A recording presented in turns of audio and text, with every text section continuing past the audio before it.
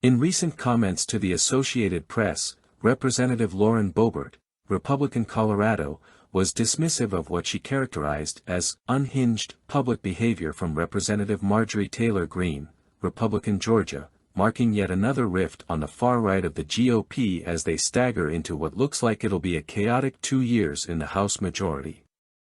Boebert and Greene, despite similarities in their political backgrounds and allegiances, were on opposite sides of the recent fight over who the House would choose as Speaker, with Boebert mostly opposing House GOP leader Kevin McCarthy in Greene in his favor, and publicly speaking against some of those among Republicans, like Boebert and Florida Congressman Matt Gaetz, who were holding up the process.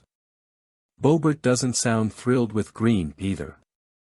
"I have been asked to explain MTG's beliefs on Jewish space lasers, on why she showed up to a white supremacist conference," she said. "I'm just not going to go there.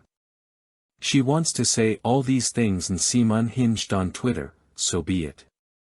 Also in discussion with the Associated Press, Boebert talked about wanting to focus on policy rather than going after opponents, but it's unclear if that'll mean much of a change in terms of her actions.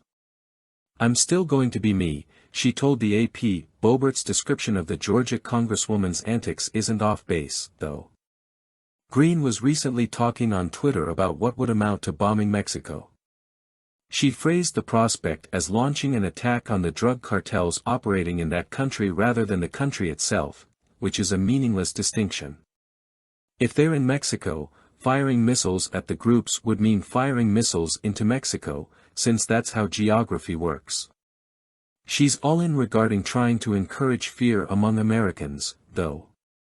Posting a years-old video on Twitter just the other day showing what was allegedly a confrontation between Mexican military personnel and the cartel, Greene told her followers there is a real war being waged right now in Mexico. Very soon this war between the cartel and the Mexican government could extend to our border and southern U.S. cities. We must secure our border immediately.